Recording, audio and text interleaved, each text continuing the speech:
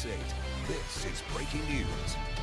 A large water main break floods an uptown neighborhood. It's the second this week and just the latest of several New Orleans has seen in recent days. Good afternoon. I'm Meg Gatto. And I'm Lauren McCoy. Right now, Sewage and Water Board officials don't think they'll need to issue a boil water advisory. Chris Joseph is live at the corner of Willow and Audubon Streets, where officials expect the flooding to last at least a day.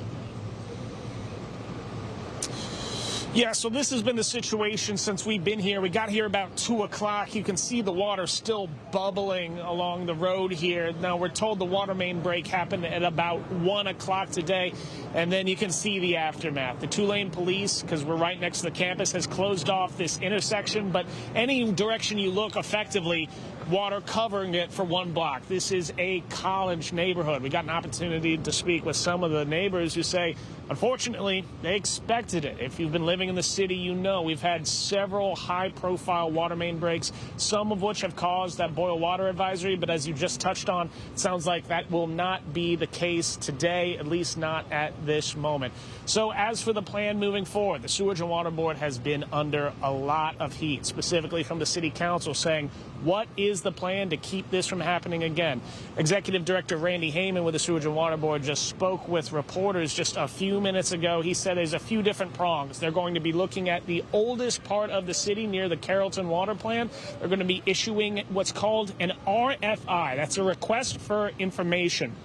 That will solicit firms to provide information to the Sewage and Water Board, and then they'll be able to make a decision about price point and solutions to work on these transmission lines. But ultimately, he said the bottom line is the Sewage and Water Board needs money, to which the City Council has replied in the past, well, show us a plan.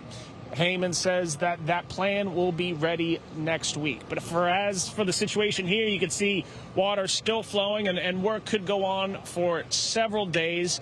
The Sewage and Water Board leadership says that really remains to be seen how long it could go on because their crews are going to need to assess the damage. Let's take a listen. I have ordered the necessary equipment to put in a temporary valve upstream of this break, and so we can make the closure here, the closure at Calhoun, as well as complete the closure at Magnolia. So to be clear, you didn't have the equipment to fix Calhoun or here? It requires specialized equipment that in order to put in temporary valves in order to close off the line. I know the board is working right now to isolate this leak. They will have to install the components of a temporary valve, which is probably going to take the next 24 to 36 hours to have that fully installed. So you heard reference to Calhoun just now. Councilwoman Amy McCarron, she's the district council person over this district, told the Sewage and Water Board leaders that there has been a leak in this area, effectively just a block or so away. That's been a plague for this neighborhood for some time. She challenged them to work on it, and she raised concerns that this could be the area of the next water main break. Unfortunately, that turned out to be prophetic in some ways. You can see, obviously, the water behind me. It is important to note we don't exactly know if there was any immediate correlation between that leak and this leak, but of course it doesn't make the situation any easier for his neighbors. McCarron expressing some real frustration with us today, saying it's getting to be too much, and obviously the Sewage and Water Board and the City Council will have to act on this situation. As for the neighbors themselves, again, they're college students. The ones we spoke with were actually in pretty good spirits, trying to have fun in the water.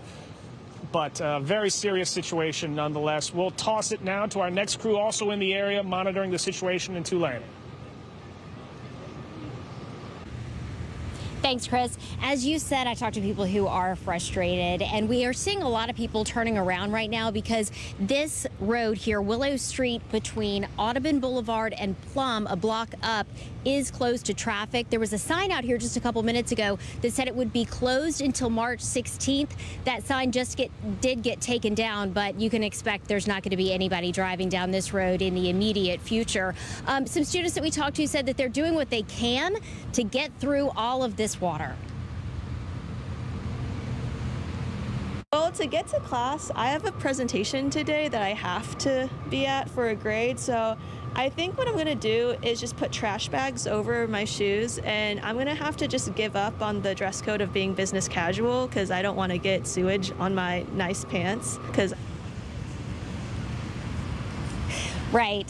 And Tulane University wants you to know that even though this section of Willow Street is closed, the Book Fest, which debuted today, is still open, and you can still access campus from St. Charles Avenue, from Ferret, and even from here on Willow Street if you're before Audubon Boulevard. We're going to continue to monitor this situation, and we'll have much more for you coming up at 5 o'clock. For now, I'm Jennifer Crockett reporting live. Back to you. All right.